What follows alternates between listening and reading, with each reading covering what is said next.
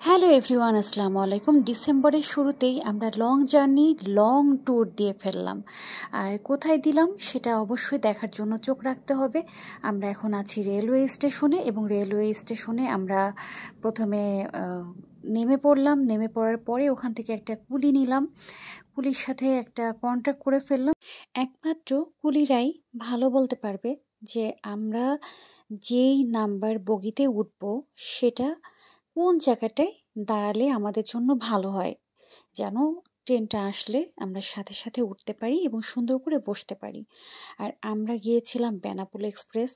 তো রাতের বেলায় ছিল আমাদের জার্নি। আমরা বাসা থেকে উত্তর বাড্ডা থেকে বের হয়ে পড়েছিলাম রাত 10:15টার সময়। তো রাত 10:15টার সময় হচ্ছে আমার আমিরার ডিনারের টাইমটা থাকে। তো আমার মাম্মিটা আসলে ওই সময়টায় ডিনার করতে পারেনি। আমার মাম্মির জন্য বাসা থেকে গরম গরম ভাত নিয়ে গিয়েছিলাম একটু। আমি খুবই এক্সাইটেড ছিলাম যে এটা হচ্ছে আমার মেয়ের সাথে আমার প্রথম একটা লং জার্নি এবং ট্রেন জার্নিটা ছিল আমাদের জন্য খুবই নিরাপদ। যেহেতু ছোট বেবি, কখন মানে কেমন কি হয় না হয়, দেখা যাচ্ছে ওর হাঁটতে ইচ্ছা করছে, ঘুরতে ইচ্ছা করছে, কোথাও নিতে পারছি না, এই জন্য আমি ট্রেনটাকে বেছে নিয়েছি।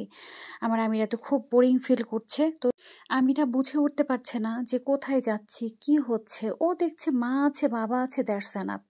তো এই ট্রেনটা যেন কোথায় যাচ্ছে আমি জানি না, কিন্তু আমাদের ট্রেন অলরেডি ওই সাইডে দাঁড়ানো ছিল। আমরা বেনাপোল এক্সপ্রেসে যাব পদ্মা সেতু হয়ে।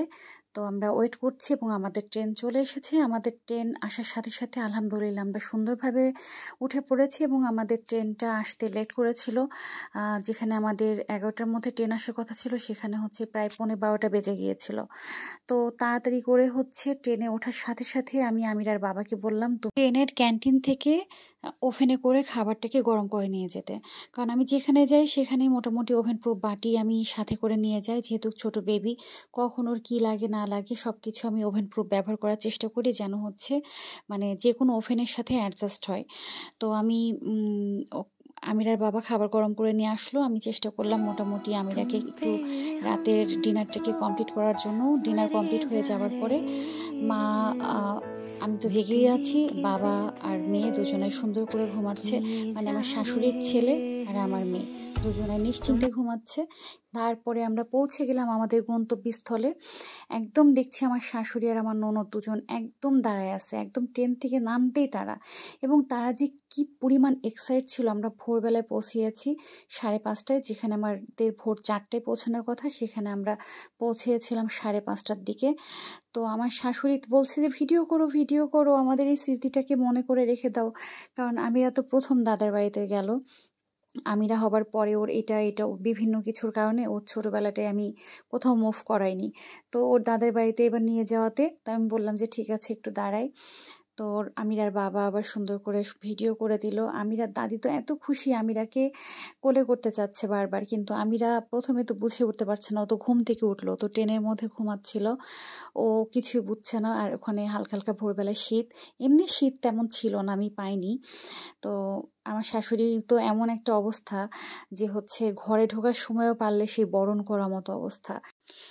এরপরে ওই রাতে একটা কেকের অ্যারেঞ্জমেন্ট ছিল, মানে আমিরার দাদি নিজ হাতে কেক তৈরি করেছিল। কেক তৈরি করে এটা হচ্ছে আমরা একটু কেক কাটাকাটি করলাম, একটু আনন্দ করলাম। এটা হচ্ছে যেদিন গিয়েছি সেদিনই না, তারপরে, কারণ আমরা তো অনেক দিন ছিলাম। তো মাঝে যে ভিডিওগুলো আছে, যেই ঘোরাঘুরি করেছি, প্রত্যেকটা ভিডিও আনবো। আজকের এই ভিডিওটা হচ্ছে সম্পূর্ণ মানে আমার শ্বশুরবাড়িতে যাওয়া এবং শ্বশুরবাড়ি থেকে ঢাকায় চলে আসার যেই মানে ঘটনাগুলো ঘটলো, যা যা করলাম সেইগুলো। আর এই কেকটা ছিল যেদিন আমরা চলে যাব, ঢাকাতে চলে আসব সেদিনের।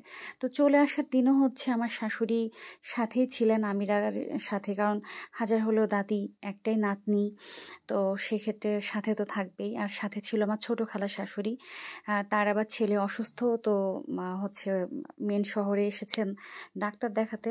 তো আমার শাশুড়ি আবার বললেন যে ঠিক আছে চল যাই, দুই বোন মিলে একসাথে। তো এইভাবেই যাই হোক রাতের জার্নিটা আমাদের কমপ্লিট হয়ে গেল ট্রেনে। আমরা হচ্ছে রাত 10:30টার সময় পৌঁছে গিয়েছিলাম। তো আমি এখন ফোনে কথা বলছি, এটা আমি রাজবাড়িতে। তো রাজবাড়িতে আমার ছোট ফুপি থাকে। তো আমি আবার আমার ছোট ফুপিকে ফোন দিয়ে দুষ্টামি করছি যে আমরা তো তোমার বাসায় আসছি। আমার ছোট ফুপি তো আরও খুশি। তারপরে যখন শুনছে যে না, বলছে প্লিজ প্লিজ তুই আয় আয়, একটা রাত থেকে যা, একটা রাত থেকে যা। তো আমার তখন মনে হচ্ছিল আসলে যদি একটা রাত থাকতে পারতাম ছোট ফুপির বাসায়, কত স্মৃতি আছে ছোট ফুপির বাসায়, খুব ভালো লাগে। তো খুব মিস করছিলাম, মনে হচ্ছিল ইস আসলে একটা রাত যদি থাকতাম। তো যাই হোক, আমরা আবারও ঢাকায় পৌঁছে গিয়েছি আলহামদুলিল্লাহ। এবং ঢাকায় পৌঁছে আমরা গাড়িতে উঠে পড়লাম, আবারও সেই কুলি নিয়েছিলাম, বাসায় পৌঁছে গিয়েছি।